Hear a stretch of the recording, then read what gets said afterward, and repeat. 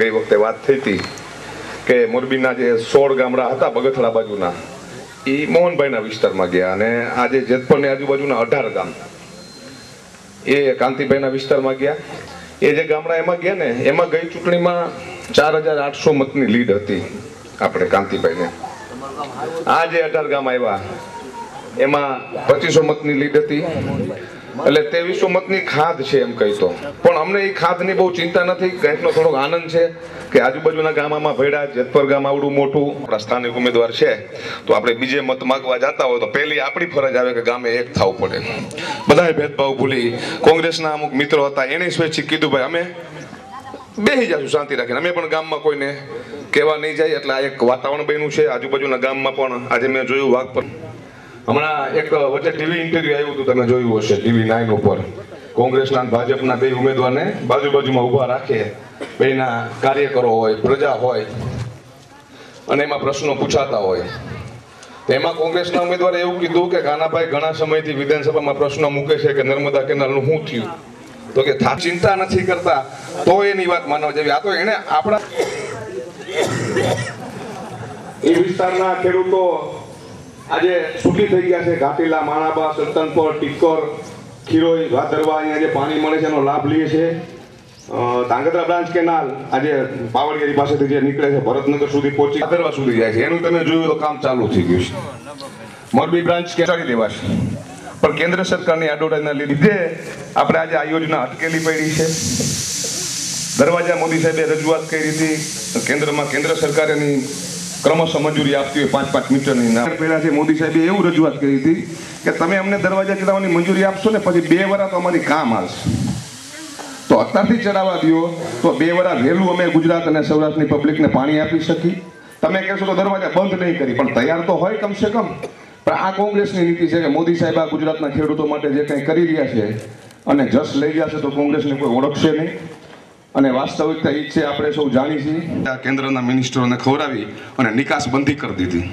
ભારતમાંથી કપાસ જે વિદેશ જતો હતો એક જ ઝટકે બંધ કરી દીધો અને ભાવ મને 900 રૂપિયા આવી ગયા હતા અને હજી અહીંયા તળિયે પડી રહ્યા છે એ ભાવ.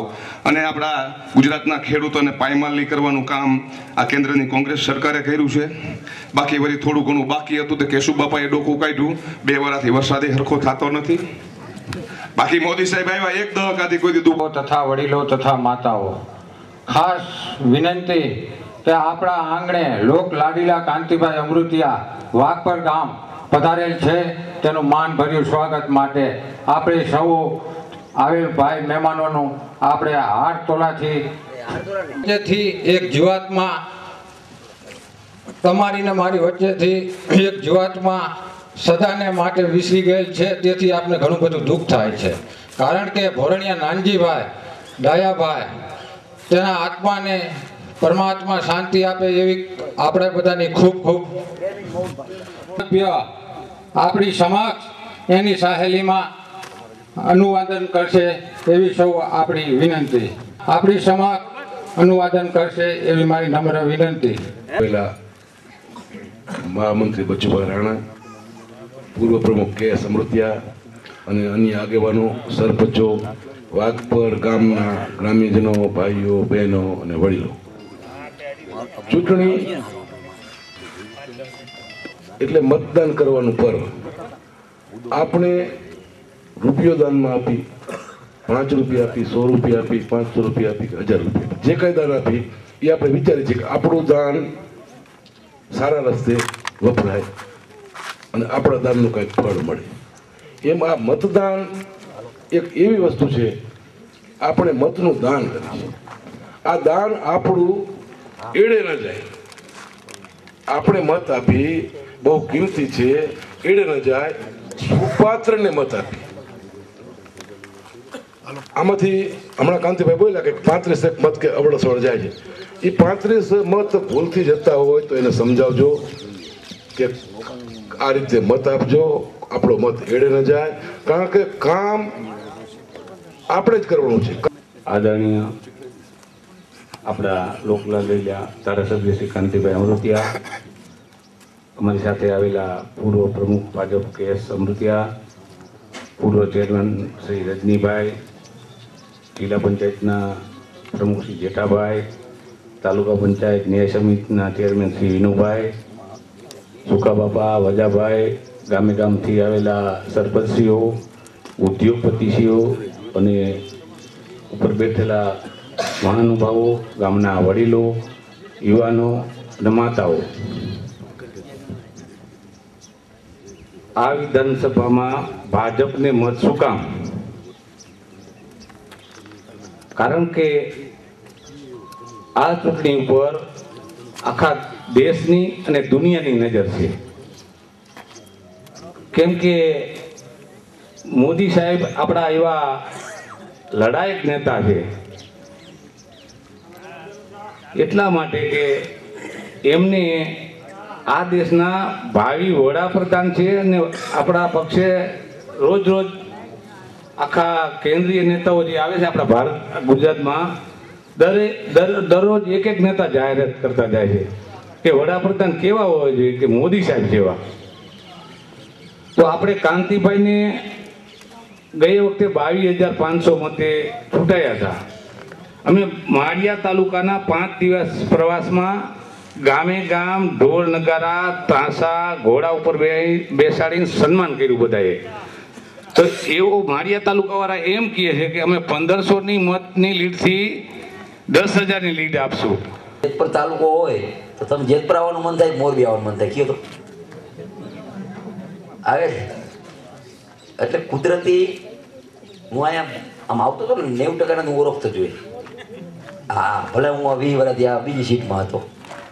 આ મારો એક સ્વભાવ છે કે 2 વસ્તુ હું યાદ રાખું, કે કયા ગામના હે બને તે નામની ટ્રાય કરું, પણ બધાને નામ ન આવડતા હોય, અને કામ બાકી એ યાદ રાખવું. કઈ રાય નથી રાખતો, કે માણસની મર્યાદા હોય યાદ રાખવાની.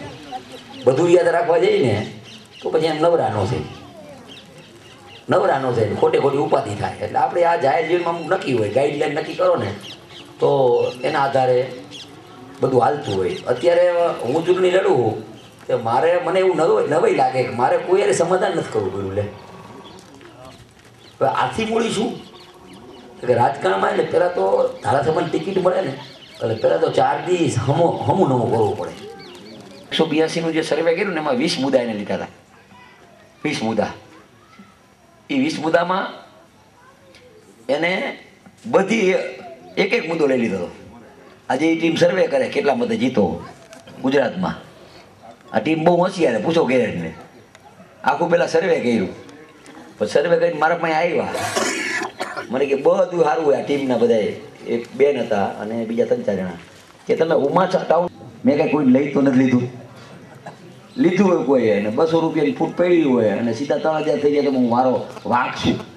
આ મોટા ઉતારામાં 65-50 કામ છે ને એ બધા થોડોક ભાર આપ્યું થઈ એ છે એ પૂરા કરી. અને જેતપર હારે વધારે નાતો રહીએ એના કઈ રીતે એકાદો જેતપર મોટી વસ્તી થાય, પછી દવાખાનું થઈ ગયા, પછી એકાદ તાલુકાનો પ્રયત્ન કરી કરશું, સીધા રસ્તા કોજીવાળા કરી નાખશું.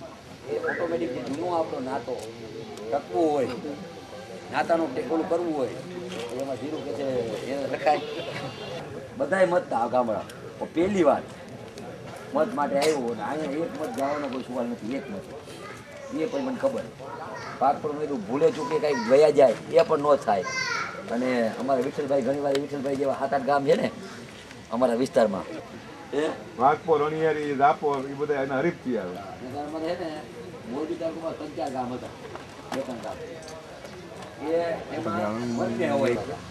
કાલે આવ્યા એટલે મળીને ખૂબ આનંદ થયો. ઉજમ છે એ મેં ઓલા ગામમાં કીધું આ બધાને મોટા માણસ જાનમાં લઈ જવા હોય ને તો એમ કે કેટલા વાગે પૈણે ત્યારે આમ કંકોત્રી વાત કે 9:30 હોય એટલે પૈણે ચાલુ થાય એટલે પહોંચે.